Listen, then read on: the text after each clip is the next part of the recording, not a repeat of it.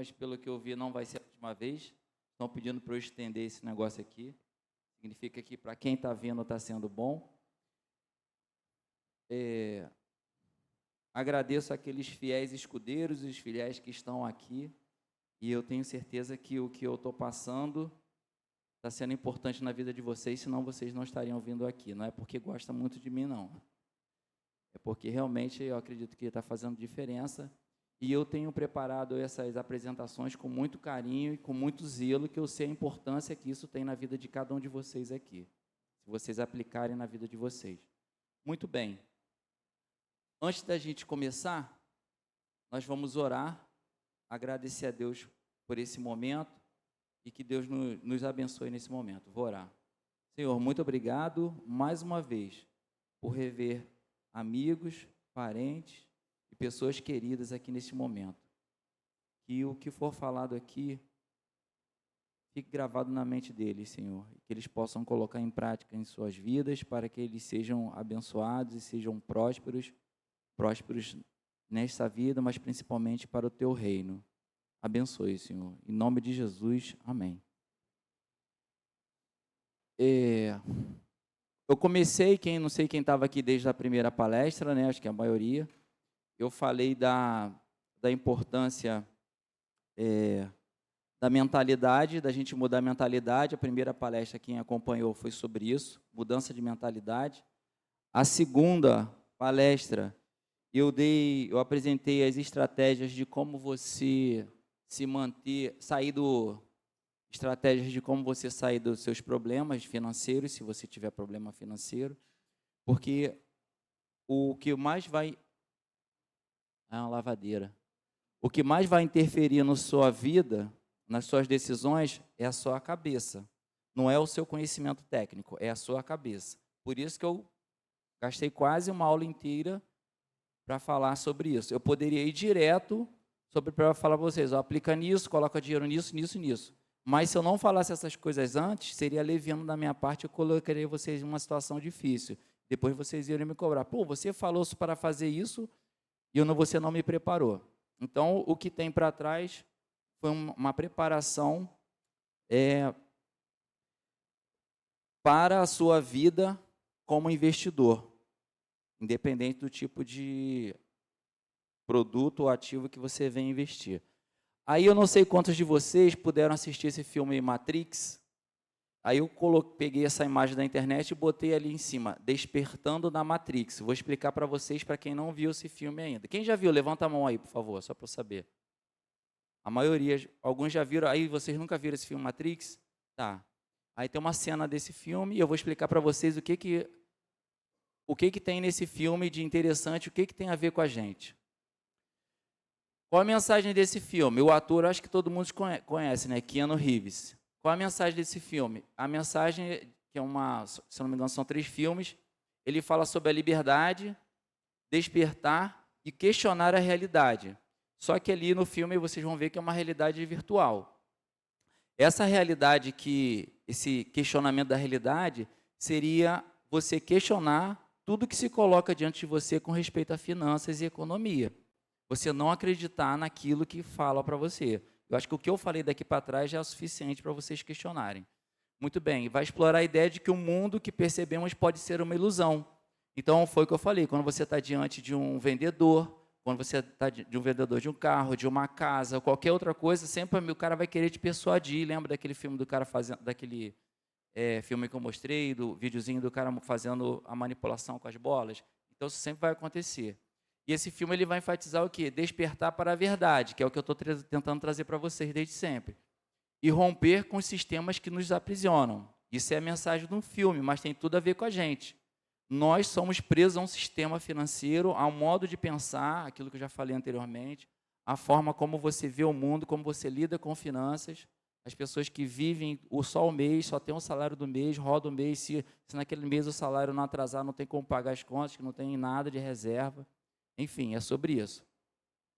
Bem, tudo que está aqui, eu estou disponibilizando, então não se preocupe, porque as coisas depois eu vou mandar para vocês. Aqueles que não são da nossa congregação, depois, que são amigos pessoais, eu envio diretamente. Aí eu coloquei essa informação, é preciso sair da Matrix, ou seja, é preciso você sair de uma estrutura que te aprisiona. E aí eu vou mostrar uma cena do filme, presta atenção, o áudio está aberto? Da mídia? Presta atenção nessa cena, uma cena pequenininha, onde tem um camarada que vai conversar com um rapaz que é um dos caras que seria o libertador de toda a estrutura lá é o personagem principal. Presta atenção no diálogo.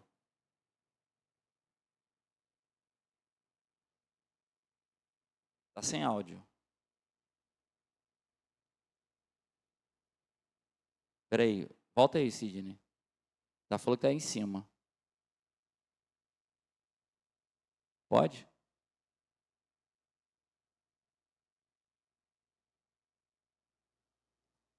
Pode mandar? Continua sem áudio.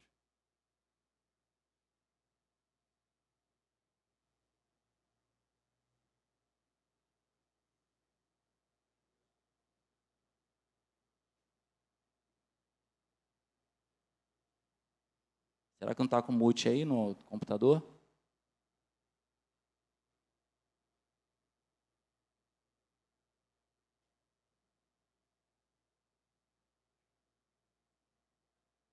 Se não der, a gente vai para frente. Pode ir? Eu imagino que deva estar se sentindo um pouco como Alice, escorregando pela toca do coelho. Eu acho que sim. Vejo isso em seus olhos. Você é um homem que aceita o que vê, porque pensa estar sonhando. Ironicamente, não está muito longe da verdade. Você acredita em destino, Neil? Não. Por que não? Porque eu não gosto da ideia de não poder controlar a minha vida. Eu sei exatamente o que quer dizer. Desde que eu diga por que está aqui. Está aqui porque sabe de uma coisa. Uma coisa que não sabe explicar, mas você sente. Você sentiu a vida inteira que há alguma coisa errada com o mundo. Você não sabe o que é, mas está ali, como uma farpa em sua mente, deixando-o louco. Foi essa sensação que o trouxe a mim. Você sabe do que eu estou falando? Matrix? Você quer saber o que é Matrix? Matrix está em toda parte. Está à nossa volta. Mesmo agora, nesta sala aqui. Você a vê quando olha pela janela. Ou quando liga a televisão. Você a sente quando vai trabalhar. Quando vai à igreja. Quando paga seus impostos. É o mundo que acredita ser real para que não perceba a verdade. Que verdade? Que você é um escravo, Neil. Como todo mundo, você nasceu em cativeiro. Nasceu numa prisão que não pode ver, sentir ou tocar. Uma prisão para a sua mente.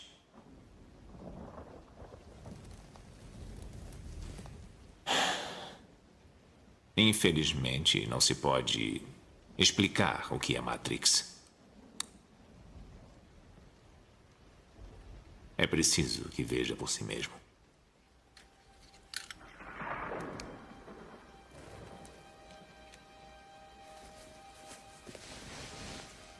Esta é a sua última chance. Depois disto, não haverá retorno. Se tomar a pílula azul, fim da história. Vai acordar em sua cama e acreditar no que você quiser. Se tomar a pílula vermelha, fica no País das Maravilhas. E eu vou mostrar até onde vai a toca do coelho.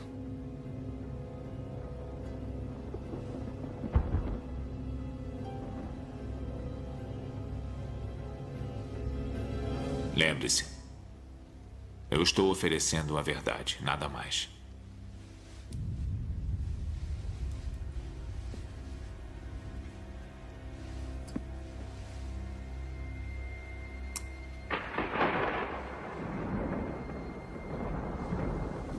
Venha comigo.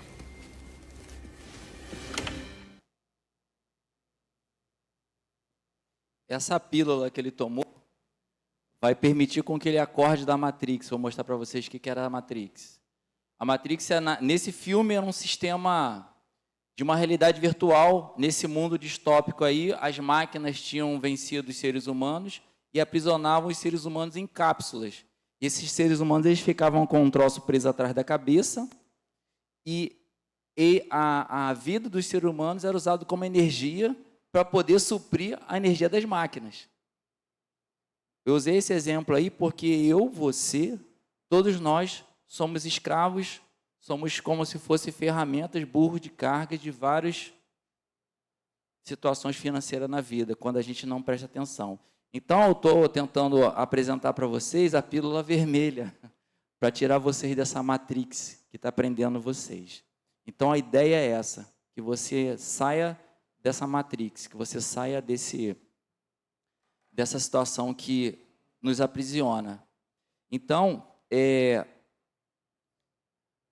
a lição que a gente aprende para esse filme trazendo para a nossa realidade é que essa matrix simboliza uma prisão mental quanto física, e representando uma ilusão de controle que impede que as pessoas vejam a verdade e exercerem a sua liberdade plena. Então, você não consegue exercer sua liberdade plena financeira se você continuar com os mesmos pensamentos que você tinha antes do que eu estou apresentando para vocês aqui. Eu não estou dizendo que eu sou libertador, mas eu estou dando um caminho para você. Então, vamos lá, entendendo como é que o mundo funciona. Qual a função do Estado? A Estado, eu digo governo como país. Se a gente fosse pegar uma definição lá nos livros de geopolítica, você ia achar uma coisa assim, ó. O Estado, a função do Estado é equilibrar as necessidades da sociedade, promover os direitos dos indivíduos e promover o desenvolvimento social e econômico, sempre considerando o bem comum. Beleza, ok, essa definição. Mas será que isso acontece na prática? Vocês vão entender por que eu estou falando tudo isso. Aí a gente vai ter funções do Estado, segurança e defesa, legislação e justiça, administração pública. Eu não vou ficar lendo para a gente poder ganhar tempo. Depois você pega e lê esse material aí. Política econômica, ou seja, compete ao Estado gerenciar as questões econômicas, proteção social e cidadania, garantir os direitos do cidadão, também fazer com que os cidadãos cumpram os seus deveres, e representação internacional. Isso é só lero-lero. Aí, há um tempo atrás, eu li um livro muito bom, que eu até presenteei o Diego, chama-se A Lei, esse livro. Eu já recomendei ele para várias pessoas a leitura. Esse livro ele vai falar que o homem, o autor é Frederic Bastiat. Não é um livro recente, esse livro foi escrito em 1850, tá? Foi escrito em 1850, nós estamos em 2024. Não é um livro recente. Ele fala assim, que o homem tem certos direitos naturais que precedem toda e qualquer legislação escrita. Ou seja, independente de lei, todo homem tem direito à vida, à liberdade e à propriedade. Então, eu não preciso de uma lei. Se nós vivêssemos numa comunidade, se fôssemos aborígenes ou indígenas ou qualquer outra coisa, eu não precisaria de uma lei escrita para dizer que eu tenho direito à vida, ou seja, você não pode tirar minha vida, que eu tenho direito a ir para onde eu quiser ir, e aquilo que eu conquistei com o meu trabalho, com o meu esforço, é meu. Eu não preciso disso. Então, esses direitos são fundamentais, eles precedem a toda e qualquer lei escrita. Por que isso é importante? Só um parênteses ali. Lei, às vezes, representa Estado, às vezes, Constituição. Segundo Bastiat, que é o Frederic Bastiat, autor desse livro, que ele criticava duramente os socialistas na época lá, a função da lei, ou seja, do Estado, é fazer com que reine a justiça. Na verdade, impedir que reine a injustiça. E quando a lei extrapola as suas funções, ocorre ou opressão ou expoliação. O que é expoliação? Você pegar algo de alguém, tá? A definição está ali embaixo. Por que eu estou falando isso? Porque quando a gente olha para centenas de milhares de leis que existem no Brasil, se você fosse observar, você vê que a maioria delas não precisaria. E muitas leis que são criadas para prejudicar a gente em vez de ajudar. E aí, o que eu quero dizer? Que quando a gente olha para o mundo, lê comigo ali, quando a gente olha para o mundo numa perspectiva política e econômica, mas agora, conhecendo as regras desse jogo, fica claro que a política, na maioria dos países, não passa de uma disputa de diversos grupos de interesse para se apoderar da lei e expoliar em seu próprio favor. Não existe mais o bem comum, apenas o bem de grupos específicos. Então, o que acontece? A política, em todos os países, ela vai sempre girando em torno do interesse do grupo que está no poder. Por que eu estou falando isso? Para você não ter um político de estimação. Não tenha político de estimação, porque não tem político que vai olhar para o povo como deveria olhar. E aí eu fico triste quando eu vejo pessoas defendendo o político A ou político B, lado A ou lado B, quando na realidade nenhum deles está pensando, a maioria deles, 99%, não está pensando em você enquanto povo e cidadão. Então, se você não se proteger, se você não se blindar contra esses tipos de pensamento e esses tipos de pessoa, você vai comendo a pilha deles e você vai acreditando naquilo que eles falam para você, e você não se protege quando você fica colocando a tua esperança no político, que o teu futuro melhor vai estar no político, e você não cuida da sua própria vida, da sua própria família. Bem, dito isto, vocês vão entender que lá na frente isso é importante. Entendendo o mundo financeiro, aquela imagem que está ali é daquele personagem depois que ele despertou da Matrix. A Matrix eram cápsulas, está vendo aí, estava olhando ali no horizonte, são cápsulas onde as pessoas ficam presas, atrás da cabeça dele tem um cano, um troço que entra atrás da cabeça, que cria a simulação, ou seja, tudo que existe, tudo que ele vê, o mundo não é real, é uma simulação na cabeça dele, por isso que chama Matrix. Então, vocês perceberam que muito do que a gente vê aqui não é real, é tudo uma ilusão. Você sabe o que é inflação? Então, se eu for aqui pegar o microfone e colocar assim, perguntar, você sabe o que é inflação? Na bucha, todo mundo vai responder que é o quê? Aumento de preços. Mas não é isso. Olha aqui para meu braço, ó. Inflação não é aumento de preços. Vou repetir, grupo lá de cá. Inflação não é aumento de preços. Olha aqui, ó. Inflação não é aumento de preços. Aí, ó. Inflação não é aumento de preços. Vou mostrar para vocês, vou provar por quê. Ali, poder da moeda. Quem tem a regularidade comigo, tem mais de 40 anos, talvez lembre da época da hiperinflação, que a gente corria no mercado para poder... Corria no mercado, não. Corria para ganhar do menino que remarcava preço. Alguém lembra disso? Que você tinha que correr para chegar antes. Quando tu viu o cara num corredor, tu corria nesse corredor para pegar o que você tinha que pegar, antes que ele passasse com a maquininha. Então, era a época da hiperinflação. O Plano Real, que é a atual moeda que a gente tem, ela foi lançado há 30 anos atrás, né, fez agora 30 anos, em 94, e de lá para cá o teu dinheiro, o meu dinheiro, o dinheiro desse país se desvalorizou 86%. Então, olhando para aquela tabelinha ali, R$10 de 1994, hoje teria o poder de compra de R$1,38. Não dá nem, acho que dá para comprar um pirulito. R$20, R$2,75, 50, R$6,88, R$100, R$13,75. Então, inflação é degradação, inflação é a perda do poder de compra do seu dinheiro. Não é aumento de preços, é a perda de compra do seu dinheiro. Isso principalmente acontece por causa do aumento da base monetária. O que é a base monetária? É a quantidade de dinheiro que está circulando na economia. Vou fazer uma explicação rápida aqui para vocês entenderem o que é a expansão da base monetária e porque talvez isso não seja tão claro para a maioria de vocês. Vou pegar o irmão Walter, que é uma pessoa que eu tenho amizade. O irmão Walter é um rei, que ele tem cara de rei. O irmão Walter é um rei. E aí, ele é um rei muito esperto, muito inteligente. E ele tem uma quantidade de ouro guardada, são os bens do reino dele. Aí, o que o irmão Walter faz? Ele chama pessoas para trabalhar, para fazer serviço no reino dele. Aí ele pensa assim, bem, vou imprimir 2 notas, 2 cédulas, 2 notas não, 2 cédulas. Cada cédula vai representar 50%, cada cédula vai representar 50% do ouro que eu tenho aqui. Está acompanhando, irmão Walter?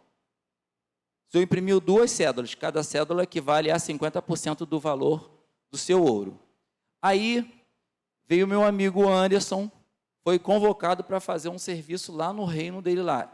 O Anderson é um grande engenheiro que vai reformar todo o reino do rei Walter. Aí o Anderson chega lá, faz todo o serviço, aí o rei Walter fala assim, bem, cavaleiro Anderson, eu tenho ouro aqui, mas como o ouro é muita coisa para você levar, eu vou te dar uma cédula que é correspondente a 50% do meu ouro aqui. Tá ok? Tu fala, tá ok, beleza. Então ele botou aquela cédula no bolso e ele sabe que aquela cédula equivale a 50% do valor do ouro do rei. Aí chegou o doutor Augusto César, que era um grande médico, que deu uma praga lá, um monte de gente morrendo lá no reino. Mas na minha história é Augusto César. O rei César Augusto foi lá, curou, apresentou medicamento para todo mundo, e foi um baita do trabalho. Aí o que o rei Walter fez? Rei Walter chegou e falou assim, doutor César Augusto, aí você deu o teu preço, equivalente a 50% do ouro dele. Aí quantas notas ele tinha impresso? 2. Uma já tinha ido para o Anderson, aí o que ele fez? Ele pegou, ele deu o preço equivalente a 50% do ouro. Ele nem sabia, mas foi certinho. Aí o rei chegou e falou assim, toma aqui, pagou. Quando esse menino aqui foi embora, ele botou a nota no bolso.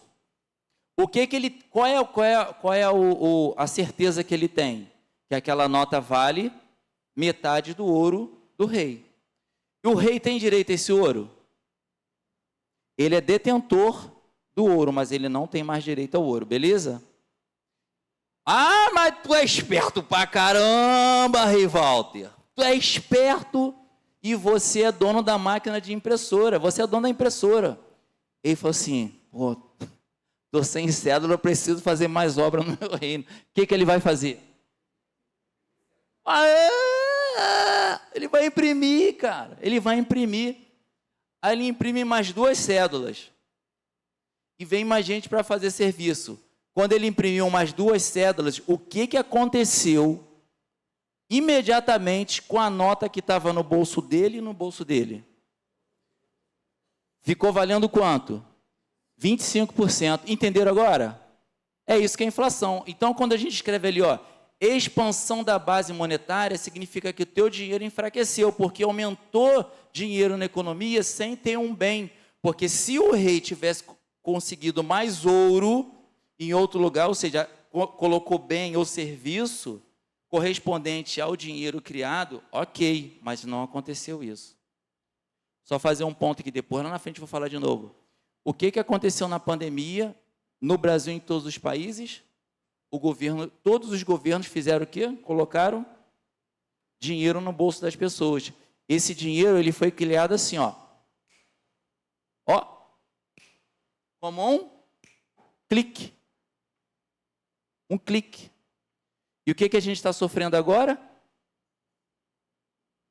Inflação. Pegou? Pegou aí? Todo mundo sabia disso, né? Vou passar o próximo aqui. Dito isto, vamos avançar.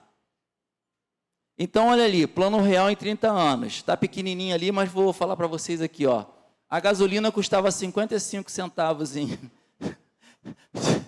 55 centavos em 94. Hoje em dia, 5,80. Ovos custavam R$1 a dúzia. Hoje está custando R$16,69. Só alegria, só que não. Esses dois aí ninguém conhece, né? Muito bem. Qual é a origem do mal? Aí eu botei entre parênteses ali, contém ironia.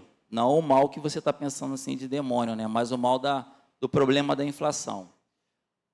Em 1971, houve um acordo de Bretton Woods. Foi um acordo entre todas as nações. Presta atenção nisso, que é uma coisa que eu não sabia até antes de começar a estudar economia. Em 1944, eles criaram uma unificação do câmbio entre as moedas. Então, foi uma conferência. Esse acordo refletia a hegemonia dos Estados Unidos. Os Estados Unidos começou a crescer, se tornar uma grande potência. E aí, o que eles fizeram? Vincularam as moedas mundiais ao dólar. E o dólar foi vinculado ao ouro. Então, como que seria isso? Olha para lá. Os Estados Unidos, tem aquela música, malandramente. Estados Unidos, malandramente, falou assim, olha, nós temos ouro aqui, nossos dólares correspondem à quantidade de ouro que a gente tem, então a nossa moeda é uma moeda forte, porque nós temos uma base de ouro aqui, que é o nosso lastro. E aí, por isso que eu botei a fotozinha ali da nota de, se eu não me engano, é de $1, $100. De $100. E aí, eu coloquei assim, o dólar torna-se a moeda referência mundial. Até aí, beleza. Então, criou o padrão dólar-ouro, que durou até 15 de agosto de 1971. Por que durou até 15 de agosto de 1971? Só uma informação. Lastro é isso que eu falei para vocês, segundo a nossa história aqui do rei Walter, que tinha o ouro, o lastro, ou seja, você tem uma quantidade de bens que corresponde ao valor que você tem de moeda emitida, tá? Nasce a moeda fiduciária. O que é fiduciária? Baseado na confiança. Quem é esse cara aí? Alguém sabe? Que isso? Caraca, que tirou 10, Richard Nixon. No dia que... Pô, aí, caraca, tiraram muita onda agora. E ele estava novo aí. No dia 15 de agosto de 71, o presidente dos Estados Unidos, Richard Nixon, colocou fim ao padrão ouro, o que pode ter sido um dos maiores golpes da história financeira. Aí, para quem já é nosso aluno lá da classe da IBD, já conhece isso aí, o que eu vou colocar agora. Por que ele fez isso? O que é isso? É o selo Bino. Ganhou o selo Bino de cilada. Ele arrumou uma cilada. Por que será que ele botou fim no lastro do dinheiro ao ouro? Ou seja, agora a gente não quer mais que a nossa quantidade de dinheiro impresso seja compatível com ouro. Chuta, Guto. Por quê? Porque ele tinha que imprimir dinheiro, eles estavam endividados. Ele precisava imprimir dinheiro para poder pagar as contas. É como se você... Ele é o dono da impressora. Quando eu era criança, eu sempre achava, poxa, por que a gente não imprime, né, dinheiro? Eu sempre pensei, por que a gente não imprime dinheiro? Porque se você imprimir o dinheiro, como eu já ensinei para vocês, você enfraquece o dinheiro, você prejudica mais ainda. Quando ele acabou com esse padrão ouro, por isso que eu falei que foi uma cilada para o mundo, ele descorrelacionou, então ele teve total liberdade para imprimir, para cobrir toda a dívida que os Estados Unidos tinha. Os Estados Unidos se meteu em muitas guerras.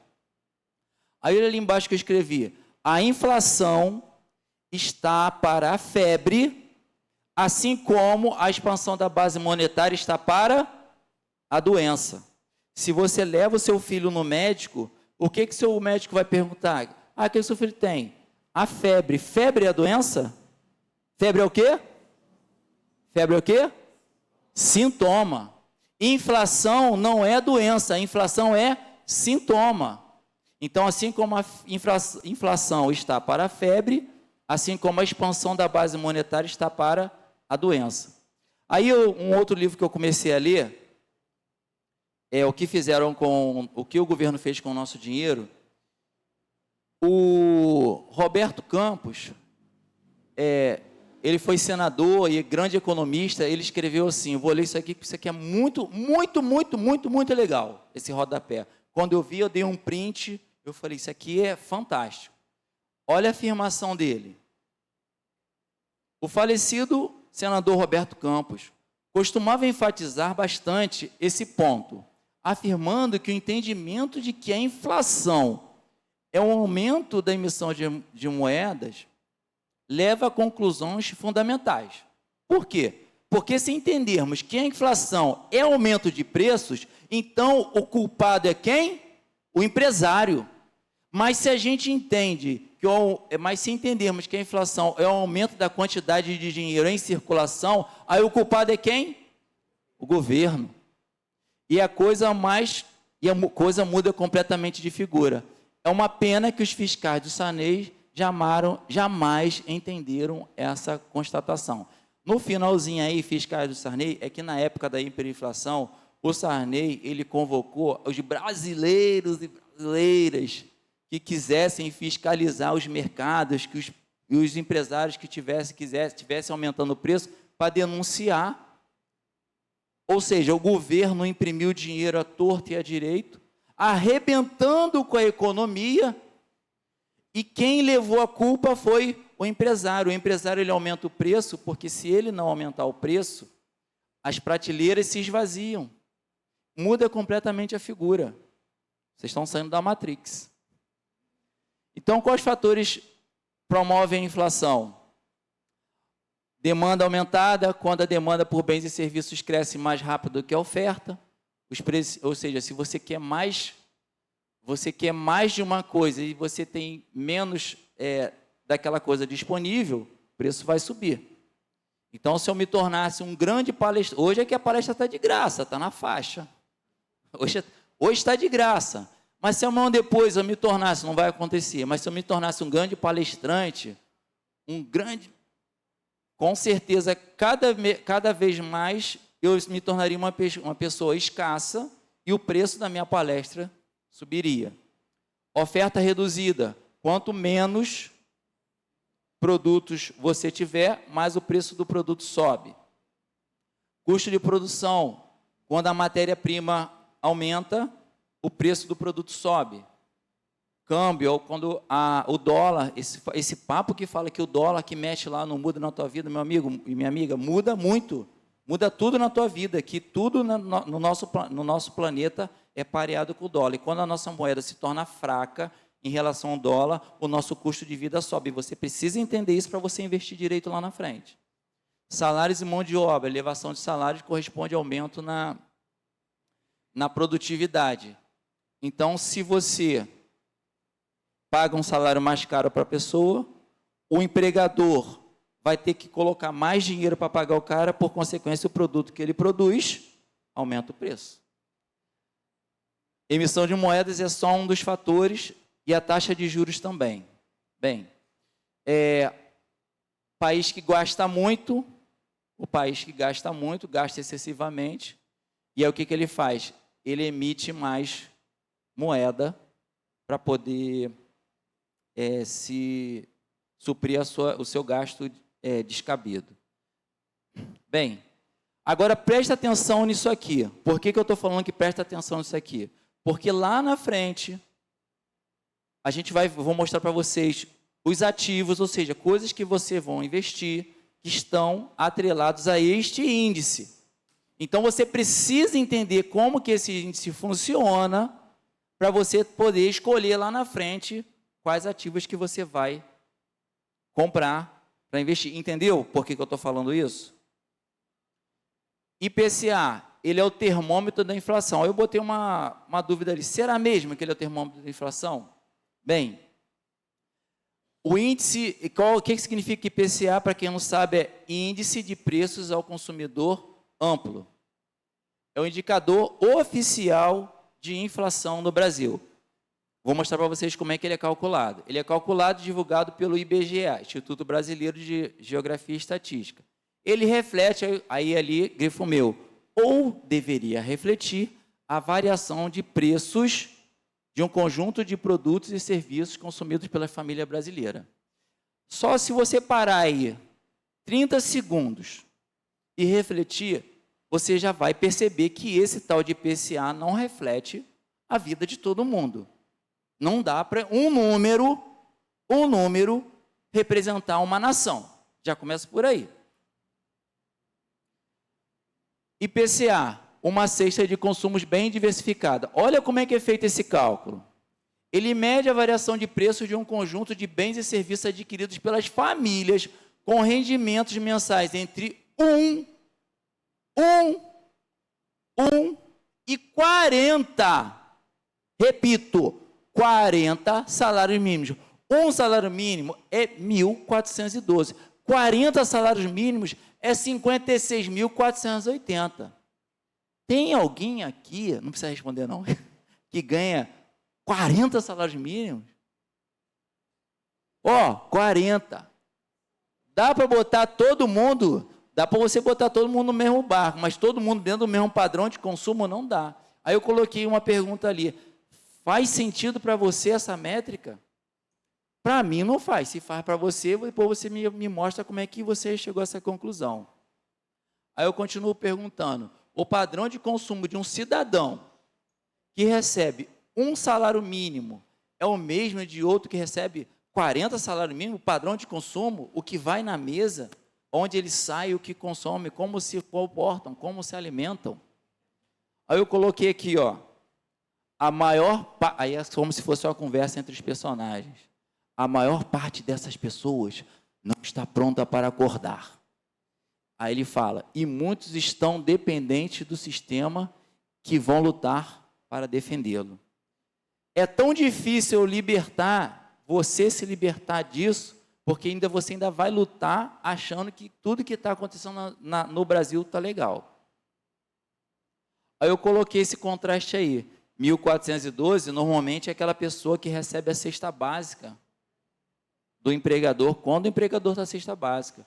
E quem ganha 56.480 normalmente é uma pessoa que trabalha engravatado, no escritório, numa grande financeira, uma pessoa assim, muito acima da nosso convívio, né? Bem, eu coloquei pequenininho. Eu não vou ficar lendo isso aqui, porque, como eu já disse, né, sendo repetitivo, depois eu vou disponibilizar para vocês o material, depois vocês vão ler.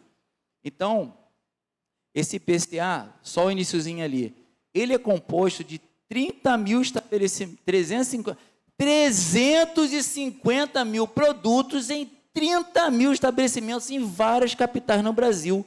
Daí eles fazem uma conta, fazem uma mistura, fazem uma matemática e pensam um número. E esse número representa o quanto o teu dinheiro está perdendo valor. Entenderam agora? Não dá, né, gente? Para mim não dá. E aí, qual a relevância desse IPCA para a economia e para a tua vida? Que esse IPCA ele é a referência do Banco Central na definição das metas. Todo mundo já ouviu falar no Banco Central, né? Já ouviram falar no tal do Copom, Comitê de Política Monetária? Então, o IPCA, ele é o índice que corrige vários contratos, aluguéis, essas coisas assim, e sai desse índice. Lembrando e observando que, se você olhar para cada estado tem um custo de vida diferente.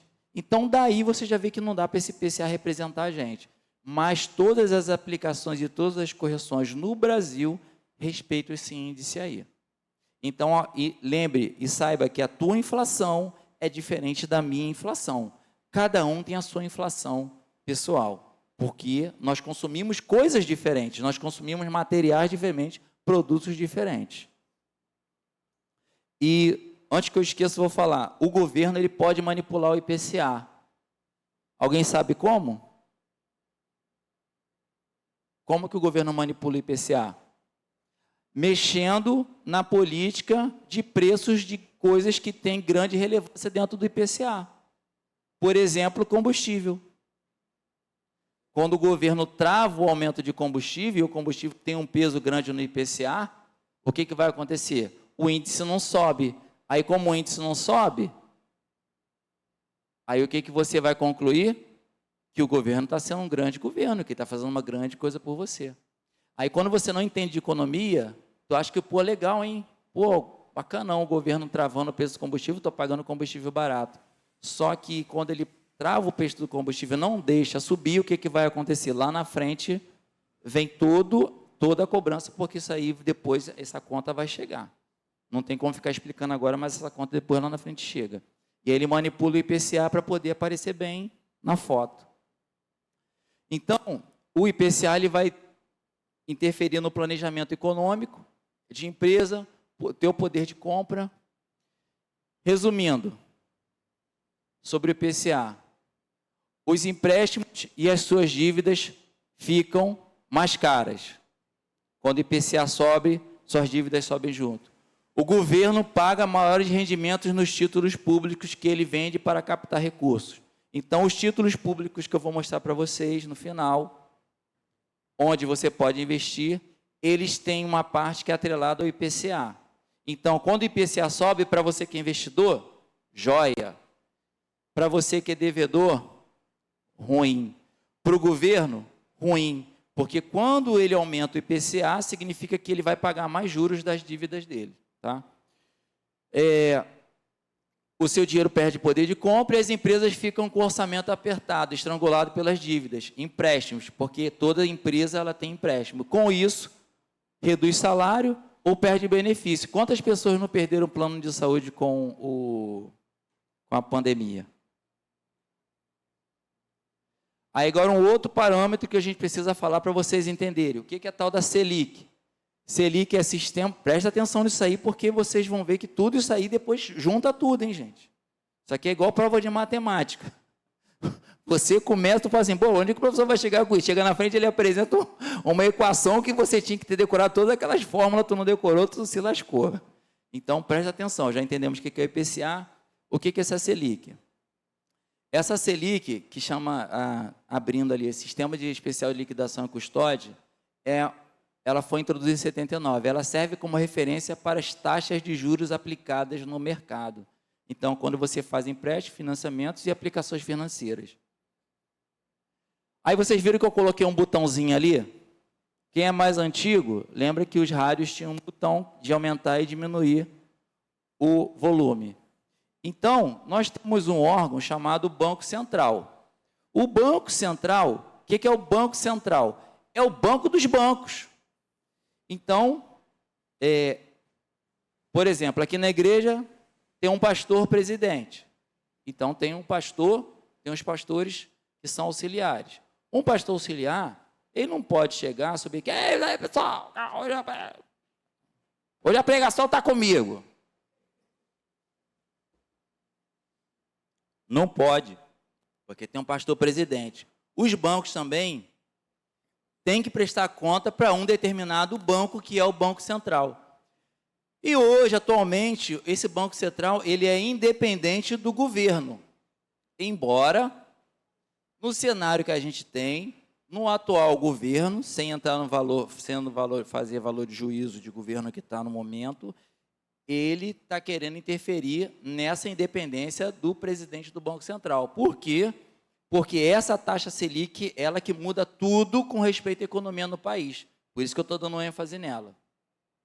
Aí, quando a inflação está alta, presta atenção nisso, porque isso interfere na hora que você vai investir.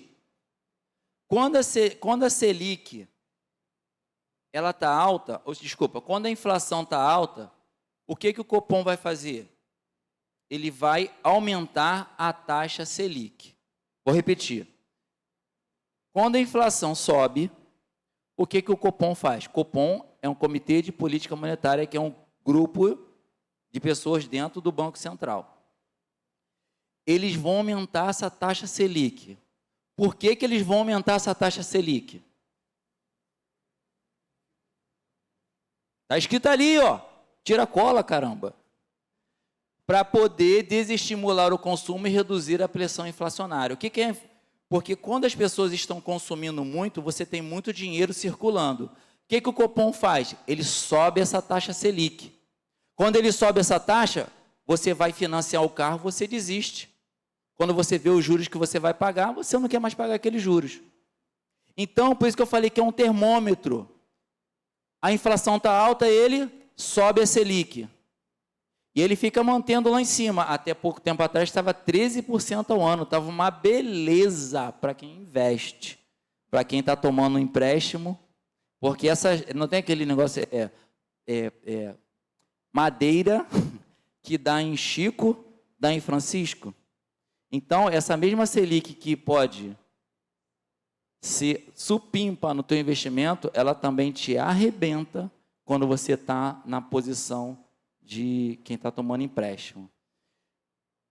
Inflação em alta. Só uma curiosidade, essa imagem foi criada em inteligência artificial, tá? Não é da internet não, essa imagem é original.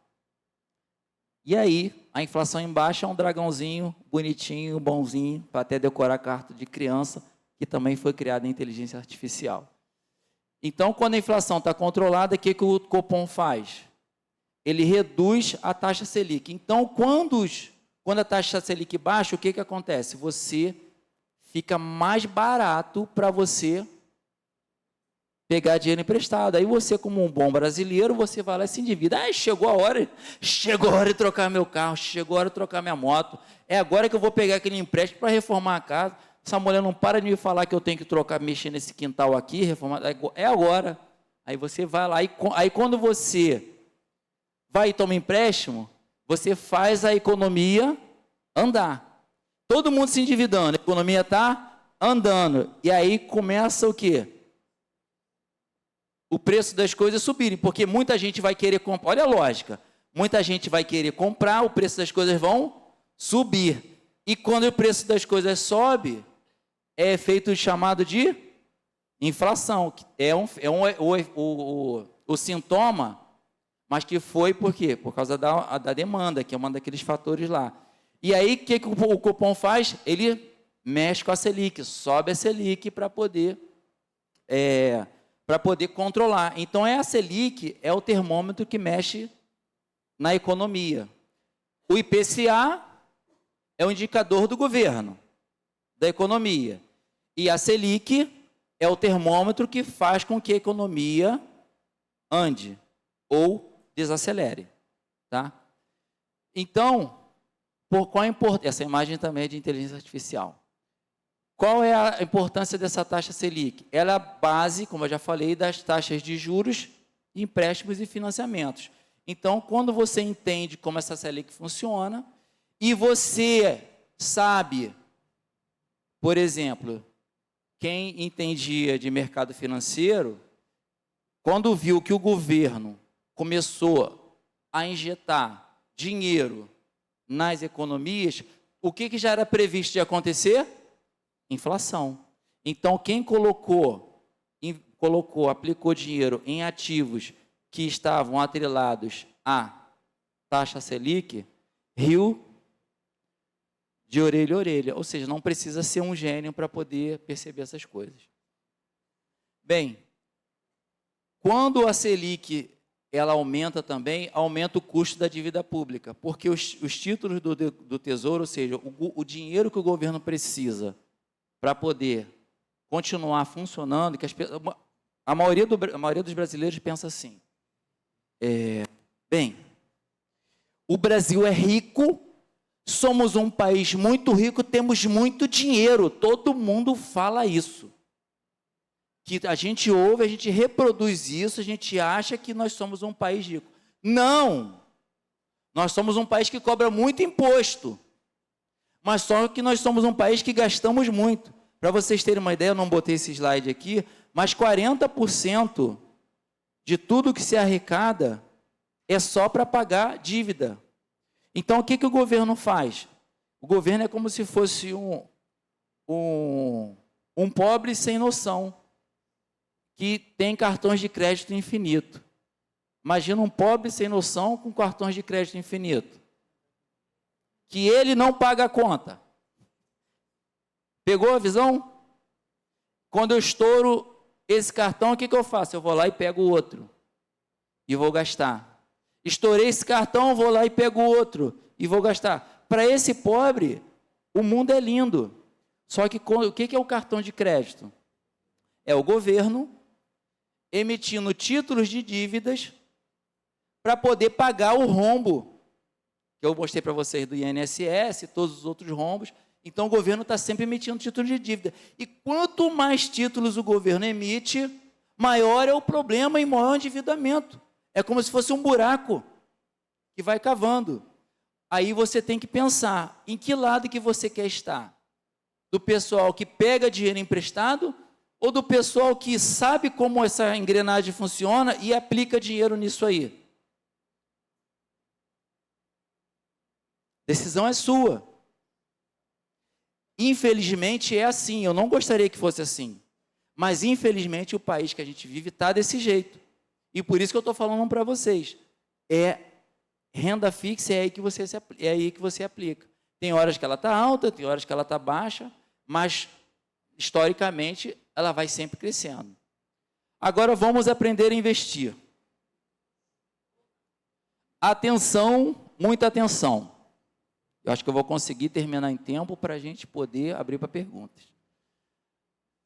Se eu estiver falando muito rápido, é só sinalizar que eu vou mais devagar. A economia é cíclica, como eu falei aqui para vocês. Ou seja, os mercados sobem e descem em ciclos. Como eu falei, alguns meses atrás, essa Selic ela estava 13,5, ou seja, se você tivesse um dinheiro aplicado lá, em um ano você receberia 13,5% de juros em cima daquele valor lá. Em um ano. Só que agora ela está em 10,5%. Não está ruim também. Em 12 meses. Tá? Não está ruim. Então, o que eu quero dizer com isso? Que tudo que você aprendeu até aqui foi para que você tenha ferramentas de conhecimento para escolher quais ativos de investimentos de acordo com o ciclo do mercado. Então, agora que você sabe para que serve o IPCA, como que ele funciona, agora que você sabe mais ou menos o que é a Selic, como ela funciona, aí você vai olhar lá, quando for escolher, você diz, isso aqui está atrelado a Selic, está atrelado ao IPCA, então já sei como é que funciona. Aí o que é IPCA? É economia. Aí se você está olha o modo de pensar, eu falo assim, esse governo ou outro que vier, é um governo que vai gastar muito, que vai gerar inflação. Se vai gerar muita inflação, onde que eu vou investir?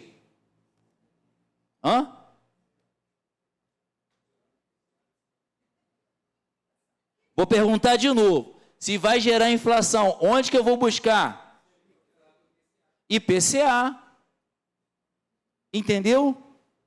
Mas bom mesmo é você estar posicionado em tudo, você ter uma farpelinha em tudo. Mas é só para vocês entenderem que quando você entende o fundamento, o restante é só perfumaria. É você aprender a mexer no aplicativo, é você ler os detalhes lá, mas você tem que entender o fundamento. Muito bem. Quando eu escrevi no finalzinho ali, na realidade você precisa se antecipar e já estar com uma posição montada, ou seja, um capital investido nos ativos que virão a se valorizar no ciclo. Você vai se antecipar aos ciclos de mercado. Bem, uma coisa que é importante, tudo se resume a credor e devedor. Para quem não sabe, eu falei assim, eu tenho que colocar isso lá, eu tenho que enxertar isso aqui, porque isso tem que estar massificado na cabeça de vocês. O que é credor? Credor é quem disponibiliza o quê? Crédito. Ou seja, quem empresta dinheiro ou qualquer recurso financeiro. Esse tem algo a receber no futuro. E o que você tem a receber? É o principal, ou seja, se você aplicou R$1.000, R$10.000, R$100.000, foi quanto que você colocou, você vai receber aquilo ali e mais os juros. E os juros incidem sobre o quê? Sobre o principal e os juros anteriores. Lembra disso, juros compostos? Incide sobre o principal e os juros anteriores. É isso que você tem a receber. E quem é o devedor? Aí eu botei uma notinha lá, que é aquele emojizinho da notinha voando, o dinheiro saindo do teu bolso. Aquele que recebe o crédito, ou seja, quem toma emprestado dinheiro ou qualquer recurso financeiro. E esse vai ter que pagar no futuro. Pagar o quê? O principal mais os juros compostos em cima do principal. Então vamos sair da posição de devedor. Fiz essa estruturação aí, tipos de investimento. Então, ó, deixa eu olhar aqui de frente. Isso. Do teu lado esquerdo aí, você tem chamado renda fixa. E do teu lado direito tem a renda variável, que é o terror das pessoas. Porque as pessoas têm medo de renda variável. Eu também já tive medo de renda variável. Inclusive, meu amigo Jesus, que está aqui, uma vez eu lembro, ele não vai lembrar disso, mas uma vez ali naquela porta ali, ele investia em ações, não sei se era Petrobras na época, ele falou assim, poxa, estou investindo em ações, estou pegando um dinheirinho legal, pô, isso aqui é legal. Eu falei para ele, não, eu pensei, na hora eu falei assim, não, isso aí não. Isso aí perde dinheiro, não, isso é muito arriscado. Você talvez não lembre disso, mas você me falou isso aqui. Ah, se eu tivesse dado ouvidos e tivesse ido atrás disso aí. Mas eu acho que ele teve, não sei se ele ainda tem alguma coisa em ações, enfim. Então, renda variável é que o valor que você vai receber, normalmente você não tem muito controle sobre ele, mas esse é a gente vai falar mais à frente. Então, renda fixa eu coloquei ali em 3 categorias, tá? Poupança, a gente vai falar sobre ela, isso eu posso perguntar. Quem tem dinheiro na poupança aí? Levanta o braço aí só para eu saber. Dinheiro parado na poupança, né? Aí tem dinheiro. Aí tem gente que fala assim, eu não guardo nem mágoa, vou guardar dinheiro. Então, pessoal que está na poupança aí, alguém aqui que já investe em títulos públicos? Beleza. Títulos privados, CDBs, LCI, LCAs? Não. Tá, mentira, em CDB, LCA? CDI, tá, CDI, beleza. Renda variável, aí a gente tem ações, tem alguém que investe em ações aqui? Oh, Deus, oh, Senhor. Fundos imobiliários e fundos incentivos, esse aqui, FII, Fundo de Infraestrutura, esse é novo. Então vamos lá. Dicionário financeiro, eu preciso falar isso para vocês porque nem todos aqui são investidores. Gente, o que é resgate? Presta atenção. Resgate é você retirar ou converter um investimento em dinheiro. Resgate é tirar o dinheiro de onde ele está aplicado. Resumindo, é isso. Quando você realiza o resgate, você está sacando o valor aplicado. Então, os resgates, eles podem ter prazos diferentes. Presta atenção nisso. Resgate pode ter prazo diferente. E cuidado quando você resgata, que dependendo do tempo que você resgatar, você pode estar perdendo dinheiro na hora que resgata. O que é liquidez? Parece que é a mesma coisa, mas não é. Liquidez é a capacidade ou a facilidade ou a rapidez com que ativo ou investimento pode ser convertido em dinheiro. Coisas que quando eu falo assim, isso tem baixa liquidez, significa que você não consegue converter rápido em dinheiro. Resgate é desfazer a coisa. E liquidez é converter em dinheiro. Exemplo, você tem 3 casas. Aí você fala assim, somando minhas casas dá 1,5 milhão. Legal. Suas casas têm liquidez? Não. Se cada uma vale 500 mil, se você quiser liquidez, você tem que fazer o quê? Baixar muito o preço. Então, coisas que têm Baixa liquidez é que você não consegue converter rápido em dinheiro. Quando você vai escolher um ativo ou uma empresa para investir, você tem que pensar nisso também. Essa empresa ou esse ativo, eu consigo me desfazer rápido dele? Tem que pensar na liquidez também, tá? Renda fixa, o que é exatamente? É um tipo de investimento que você já sabe desde o início como vai ser o rendimento e as regras do cálculo do rendimento. Você tem uma previsibilidade de quanto você vai receber.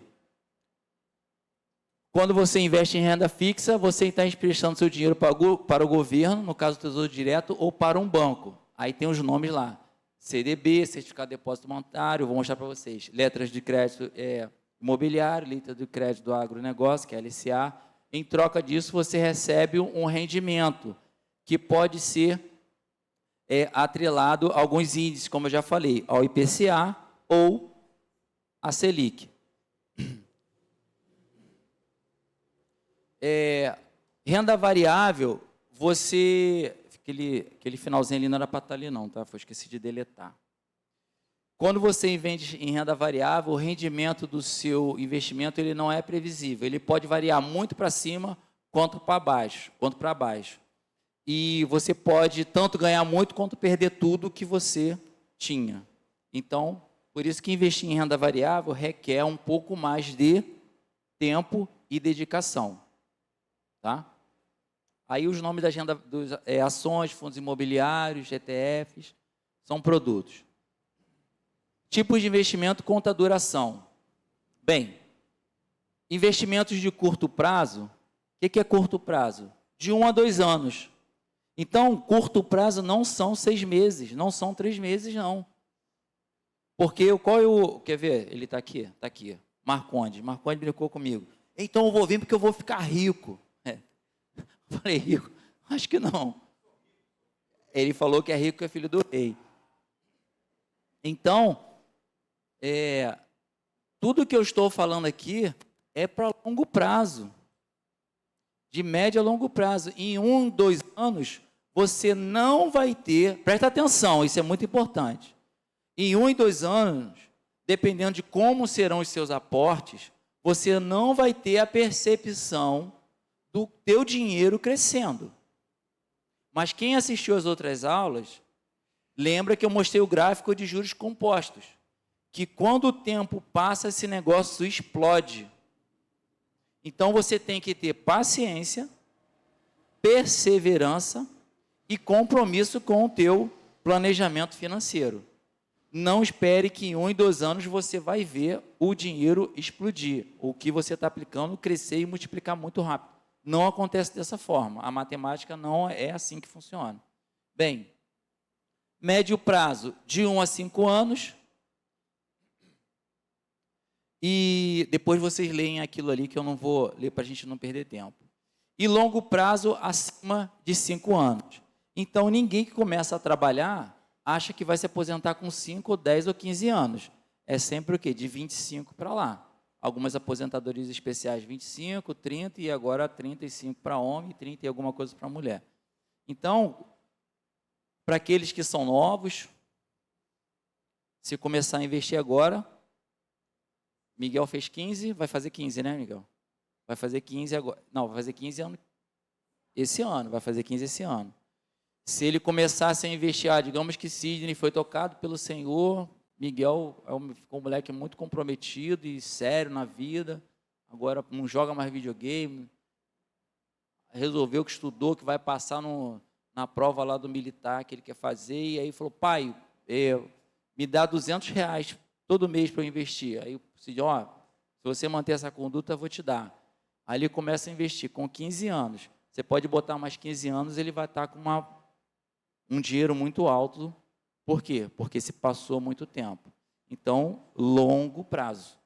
Longo prazo. Tá? Estou enfatizando isso porque se você não tiver isso em mente, você vai fraquejar nas suas tomadas de decisão e você vai desistir rápido. Aí eu não posso deixar de falar, né? Porque a gente falou da previdência do INSS, vou falar rapidamente da previdência privada, que quem quiser fazer pode fazer. O que eu recomendo a você é que você escolha muito bem qual previdência que você vai fazer. Porque, normalmente, os caras aplicam, né, os bancos, eles aplicam em produtos muito ruins. Só fazer um parêntese aqui. Muito antigamente, não sei se é 2002 ou 2012, esses títulos do governo que eu vou mostrar para vocês no final, nós, enquanto pessoas físicas, nós não tínhamos acesso, nós não poderíamos comprar isso. Só os bancos que poderiam comprar isso. Aí a lei mudou, graças a Deus, nós agora temos acesso aos títulos públicos.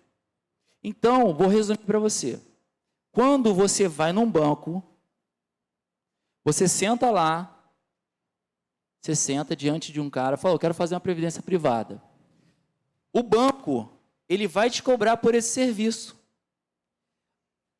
Então, todo o rendimento que você tiver, ele vai pegar uma parte, 2%, 1%. E sabe o que ele vai fazer? Ele vai pegar o teu dinheiro, vai aplicar nesses títulos que hoje você pode comprar direto. Oxe, você pode comprar direto, você não precisa do intermediário, você não precisa pagar para o banco. Mas o que você precisa? Disciplina. Você precisa de disciplina, você precisa trabalhar isso em você. E, ou seja, você mesmo vai criar a sua própria previdência privada. Ou seja, aplicando em títulos do governo, se você quiser fazer isso. Mas se você quiser fazer, pode fazer que também dá certo. Só você escolher uma boa, tá? Bem, quais são os dois tipos? Você tem o PGBL e o VGBL. Praticamente a mesma coisa. O que diferencia, eu não vou ficar lendo isso aí para a gente não perder tempo. O que diferencia um tipo de previdência da outra é a forma de tributação. Bem, essa PGBL, qual é a vantagem dessa PGBL? Quem faz declaração de imposto de renda de forma completa, quase que não falta a palavra aqui, de forma completa, se tiver uma previdência dessa, você pode jogar 12%. O que você jogar lá, você pode abater no teu imposto de renda. Vou mostrar para vocês aqui como que seria isso. Então, olha só. Pega aquele quadrinho ali do lado. A base de cálculo da pessoa é 200 mil. Ou seja, o cara tem um salário, soma tudo, a base de cálculo é 200 mil. Aí o doidão fez uma previdência PGBL. 12% de 200 mil é 24 mil. Aí o que vai acontecer? Na hora que o programa do imposto de renda for fazer o cálculo, ele não vai calcular em cima dos 200 mil. Vai calcular em cima de quê? De 176 mil, que é 200 menos 24. Então, como você colocou dinheiro, isso é uma lei, tá? No Brasil, não é uma gentileza não. Tem uma lei no Brasil que permite isso, abater a base de cálculo. Como entrou?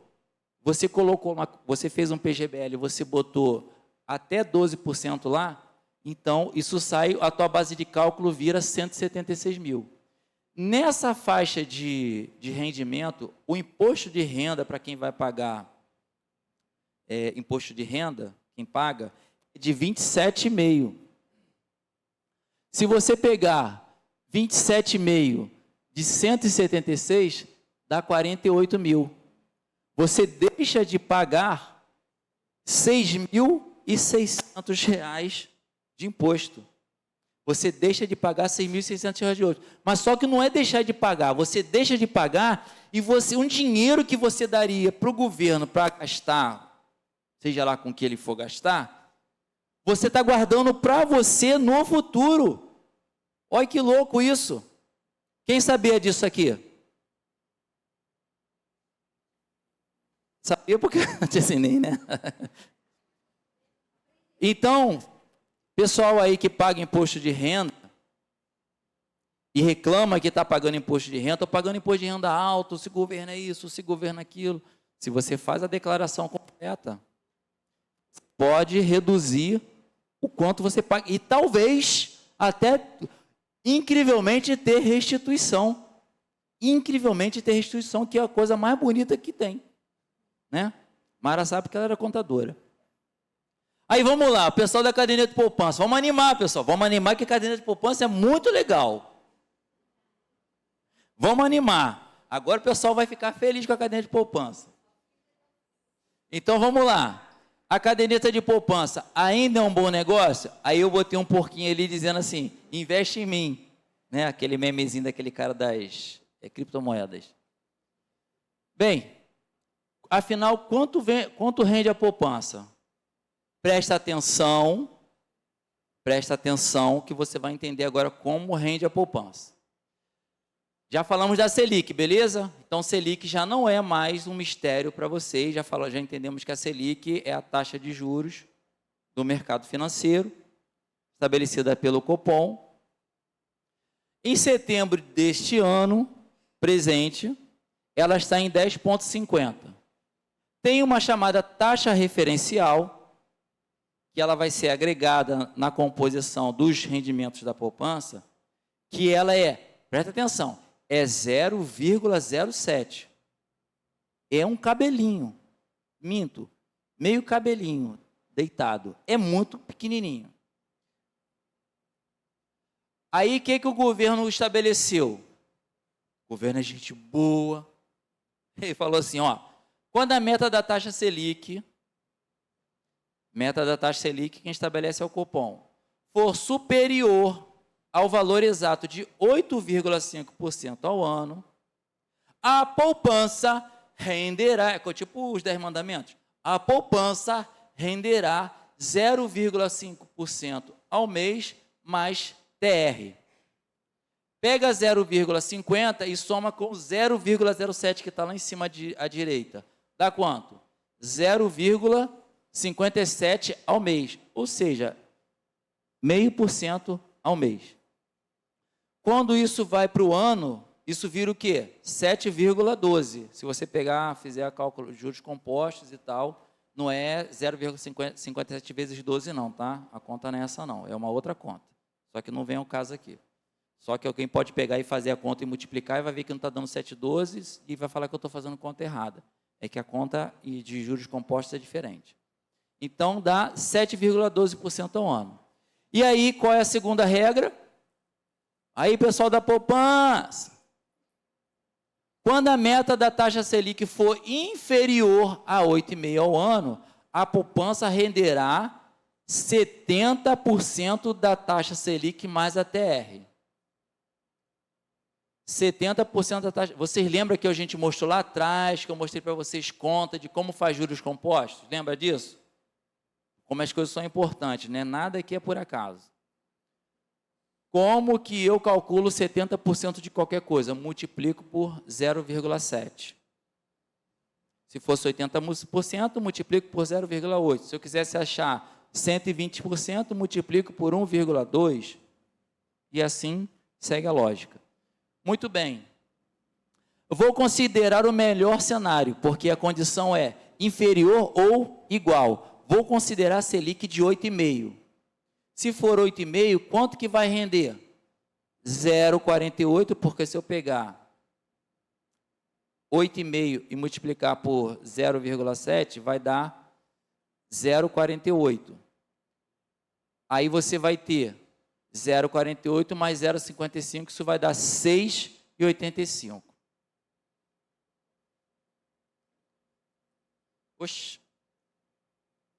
Resumo da poupança. Grava isso aí. Quem quiser tira foto, faz um quadro, coloca em casa. Você que gosta da poupança, acha legal. A poupança está rendendo para você, na média, 7% ao ano. 7%. E daí para baixo. Ah, mas 7% tá bom, Bennett. Tá bom pra caramba. Tá bom? Isso aí é o IPCA. Gente, o que é o IPCA? É o quanto o seu dinheiro está perdendo de valor. IPCA acumulado. Os números estão pequenininhos. Mas, como eu sei que vocês não têm visão de olhos de lince, eu fiz um esqueminha aqui para ajudar vocês. Vou pegar só o finalzinho aqui, ó. Olha que bonito. Vou voltar aqui, quem não percebeu a animação, tá? Eu tive um maior trabalho para fazer isso. Presta atenção na animação aqui, ó. Ó. Deu um trabalho. Vou pegar só o finalzinho. 21, 22 e 23. Olha. Ó. Vou voltar. Ó. Depois eu digo como é que faz isso. Então, em 21, quanto foi a inflação, pessoal? 10%. Eu vou fazer uma pergunta, mas não responde não. Não responde não. Tinha alguém com dinheiro na poupança em 2021? Quanto que a poupança paga no máximo? 7%. Qual foi a inflação em 2021? 10%. O que aconteceu com o teu dinheiro parado na poupança? Perdeu quanto? 3%. Considerando que aquele índice IPCA fosse verdadeiro. Entendeu? Só que a degradação do seu dinheiro é muito mais forte que isso, doido. Muito mais forte. Vai, deixa lá o dinheiro na poupança, deixa. Aí a pergunta do dia: por que o governo criou uma lei que estabelece um teto para o rendimento da poupança, sabendo que a maioria dos brasileiros só conhece ou só confiam na caderneta de poupança como um meio para guardar o seu dinheiro suado, o seu suado dinheirinho? Por que vocês acham que o governo fez isso? Para quem não sabe, eu coloquei aqui pequenininho a lei, tá? Depois vocês vão ter acesso, tem a lei ali embaixo. Você não sabe por que não? Não sabe? Vou te responder. Para financiamento da própria dívida. O Estado, ele emite títulos de dívida, que eu falei para vocês, o título do governo. Como eu expliquei anteriormente, ele precisa rolar, já ouviu falar assim, o governo está rolando a dívida? É o pobre que tem cartão de crédito infinito e vai gastando, estoura o limite. Então, o governo, se ele deixasse a poupança render mais do que as taxas Selic, que são as taxas que parametrizam os títulos do governo, você e eu, nós não iríamos comprar títulos do governo, o governo ia ficar sem dinheiro para poder financiar a própria dívida que ele cria. Entendeu a lógica? Vou repetir. O governo, ele não deixa a poupança subir, porque se ele deixar a poupança subir, ela pudesse crescer, está pagando 15%, 14%, eu vou comprar título do governo que paga 10%, 12% ao ano, se a poupança está me pagando 20%, deixa dinheiro na poupança. Entendeu a lógica? Porque não tem como você deixar dinheiro parado na poupança, no sentido de vou deixar dinheiro na poupança para ele crescer e prosperar, porque a inflação vai arrebentar o seu dinheiro. Aí tu fala, como é que eu me protejo? Mais lá para o final. Lembre-se que os títulos do governo são os títulos mais seguros do país. Esses títulos do Tesouro Nacional são os mais seguros do país. Por que eles são os mais seguros? Porque o risco de calote é praticamente zero. Para você tomar um calote, o governo tem que quebrar. Ou seja, o país tinha que quebrar. O Brasil tinha que entrar em colapso financeiro para o governo não te pagar. E aí tu fala assim, mas qual é a garantia que você tem que o governo vai te pagar se você compra um título do Tesouro? Quem arrisca responder? É o pobre. Gente, lembra do pobre sem noção com cartão de crédito infinito? A garantia que o governo vai te pagar é que ele pode continuar infinitamente pegando dinheiro emprestado com a gente e pagando juros para a gente. Então, esse ciclo vicioso, ele nunca vai acabar. Então, por isso que esses títulos são os mais seguros. E qual é a garantia da poupança? Está no próprio banco. Se o banco quebrar, você está enrascado. Mentira, não está não. Eu vou falar por que você não está enrascado. O banco quebrou, você perdeu o seu dinheiro, sim ou não, Guto? Se o banco quebrar, tu perdeu o seu dinheiro? Tchan, tchan, tchan, tchan. Quem acha que perde o dinheiro? Eu acho melhor deixar no colchão. Eu conheço uma pessoa que fala que eu não guardo dinheiro em banco, porque o banco pode quebrar, ela fala guarda no colchão. Eu falei, eu vou falar com uma pessoa dessa, tentar orientar, não tem como, gente. Isso é caso perdido.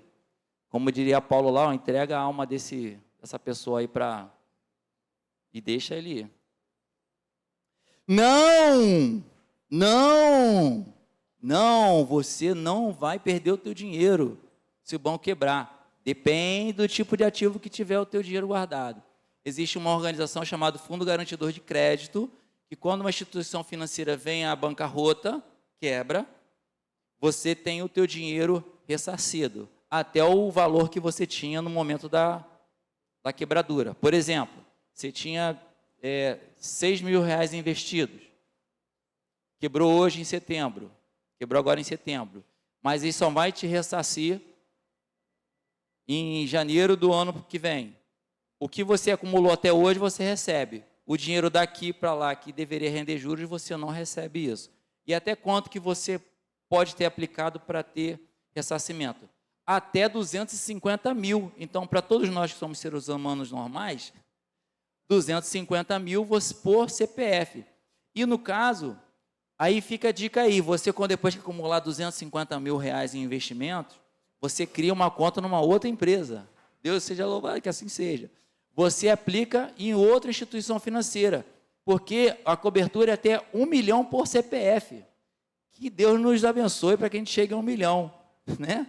Não sendo a teoria da prosperidade, mas se você tiver 1 milhão, você tem que seccionar isso por instituição financeira, ou conglomerado, não botar no mesmo conglomerado financeiro. Então, esse FGC, a missão dele é garantir essa estabilidade, porque se isso não acontecesse, quando o banco quebra, todo mundo quebraria junto. E de onde que vem o dinheiro? A pergunta é, né? Todos os bancos, todas as instituições financeiras são obrigadas a fazer uma contribuição, um valor, direcionar para esse FGC para que o dinheiro esteja disponível quando houver a quebra. Ali são os tipos de investimentos que são cobertos, né? São os negócios, caderneta de poupança, esses CDBs, letras de câmbio, eu vou explicar agora. Bem, quais não são cobertos? Tesouro Direto, que é o próprio governo que é o garantidor. Os debêntures, que são títulos de empréstimo, as empresas elas pegam dinheiro emprestado com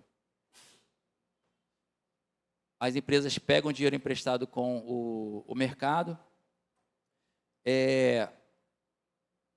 Só vou falar disso aqui, porque eu vou ter que terminar.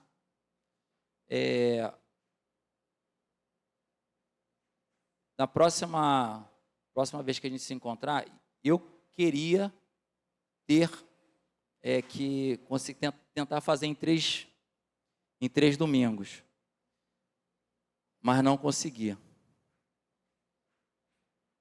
Eu peço perdão a vocês por não ter conseguido, mas eu pretendo terminar. O pessoal já pediu para eu continuar, para eu não terminar. Queria dizer para vocês que tudo que eu falei até agora, eu considerei de suma importância, porque eu estou ensinando para vocês da forma como eu penso que todo mundo deveria aprender. Você não vai encontrar na internet, não estou me vangloriando não, você não vai encontrar na internet nada da forma como eu apresentei aqui e como eu vou finalizar isso aqui. Então, nós vamos fazer o quê? Quando? Próximo domingo? Então, no próximo domingo, nós vamos continuar. Em nome de Jesus, nós vamos terminar no próximo domingo. Mais uma vez, peço desculpa a vocês, mas, assim, tenham certeza que eu estou me empenhando ao máximo para poder passar aquilo que eu me propus passar para vocês, para transformar a vida de vocês, tá bom? Muito obrigado pelo tempo de vocês, eu preciso terminar agora, tá bom? Obrigado.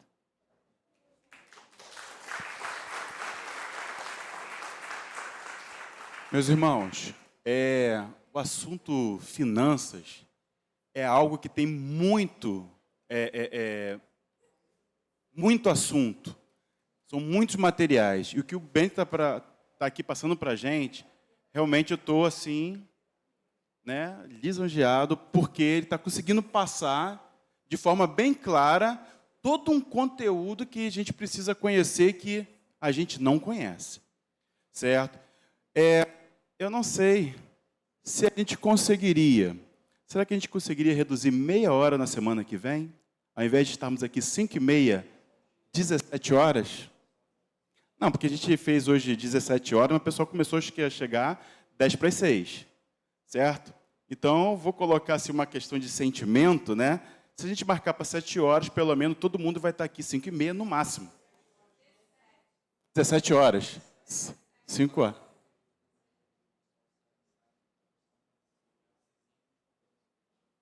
Bom, então vamos manter, a gente vai manter 17h30.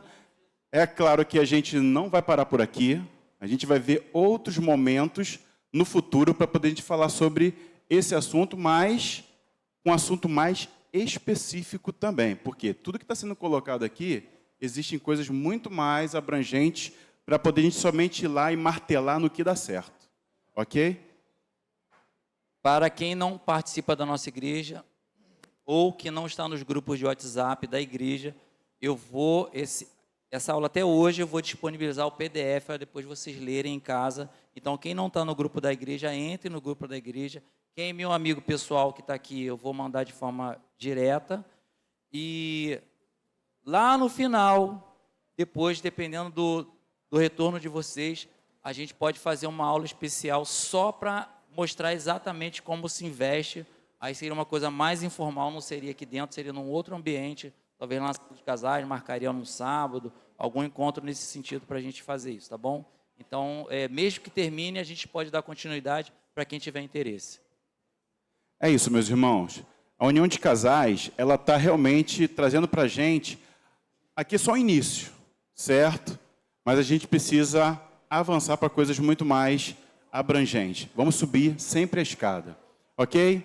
Meus irmãos, vamos nos preparar para o nosso culto.